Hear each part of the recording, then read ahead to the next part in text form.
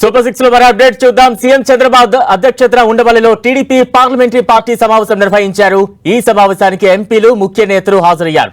సమావేశంలో parliament budget సమావేశాల్లో అనుసరించాల్సిన వ్యూహాలపై ఎంపీలకు దిశానిర్దేశం చేశారు సీఎం చంద్రబాబు. అలాగే ఏపీకి నిధులు సాధించుకునేందుకు అనుసరించాల్సిన విధానాలపై ఎంపీలకు సూచనలు చేశారు. ఎంపీలతో సీఎం చంద్రబాబు భేటీకి సంబంధించి మరింత అప్డేట్స్ అందించేందుకు మా ప్రతినిధి రవిచంద్ర సిద్ధంగా ఉన్నారు. రవి,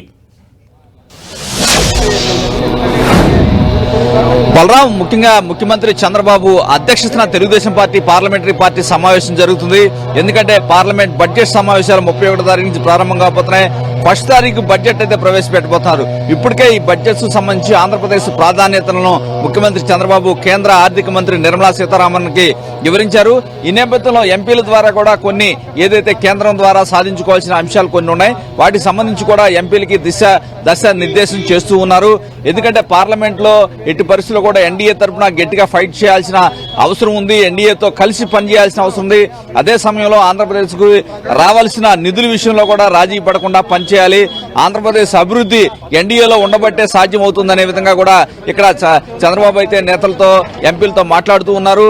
ఎందుకంటే ఇప్పుడు వరకు కూడా కూటమి అధికారంలోకి వచ్చిన తర్వాత ఏదైతే గతంలో కూడా అనేక విధాలుగా కేంద్రం సహకరించింది. గతంలో ఏదైతే ఓటాన్ అకౌంట్ బడ్జెట్ తర్వాత ఈ ప్రభుత్వం రాగానే బడ్జెట్ ప్రవేశపెట్టినప్పుడు ఆంధ్రప్రదేశ్ రాజధానికి సంబంధించి నిధుల విషయంలో బడ్జెట్ లోనే క్లారిటీ ఇచ్చారు. ఆ తర్వాత పోలవరం విషయంలో కావచ్చు, ఏదైతే విశాఖ స్టీల్ ప్లాంట్ సంబంధించిన ప్యాకేజీ, అదేవిధంగా విశాఖ రైల్వే జోన్ అంశాల్లో కూడా కేంద్రం పూర్తిగా ఆంధ్రప్రదేశ్ కు సహకరిస్తుంది.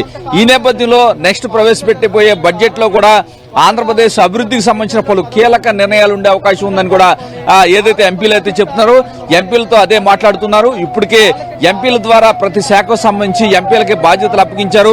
వారు కేంద్ర మంత్రులకి తమకు ఇచ్చిన బాధ్యత ప్రకారం కేంద్ర మంత్రుల దగ్గరికి వెళ్లి ఏదైతే నిధులు సాధించేందుకు కూడా ఎంపీలకి ఒక షాడో టీమ్స్ లాగా ఏర్పాటు చేస్తే వారు కూడా ఆ ప్రయత్నాలు ఎంతవరకు వచ్చినాయో కూడా ముఖ్యమంత్రి చంద్రబాబుకి వివరిస్తున్నారు.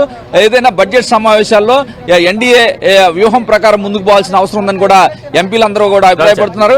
ముఖ్యమంత్రి చంద్రబాబుతో సమావేశం అయితే దాదాపు 1 గంట నుంచి అయితే ఎంపీల సమావేశం అయితే కొనసాగుతుంది. బలరాం, రవిచంద్ర, ఇప్పటికే కూటమి ప్రభుత్వం అధికారంలోకి వచ్చిన తర్వాత కేంద్రం నుంచి నిధులు రాబట్టడంలో ఒక విజయం సాధించింది. స్టెప్ బై స్టెప్ నిధులు రాబడుతూ ఉంది.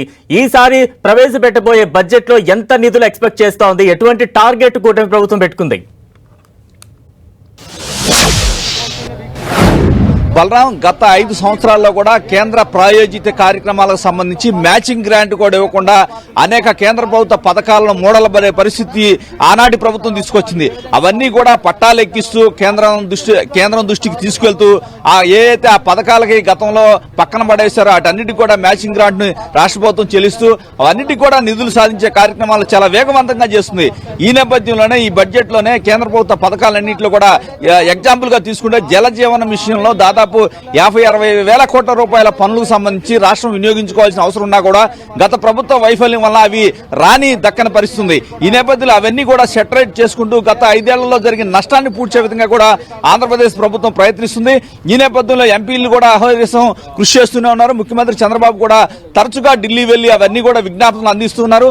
దానికి సంబంధించిన ఫలితాలు రేపు బడ్జెట్ లో మనకి కనబడే అవకాశం కూడా ఉందని చెప్పి ఎంపీలు చెప్తున్నారు. ఎంపీలు కావచ్చు, ముఖ్యమంత్రి చంద్రబాబు కావచ్చు చాలా ఆశాభావంతో ఉన్నారు.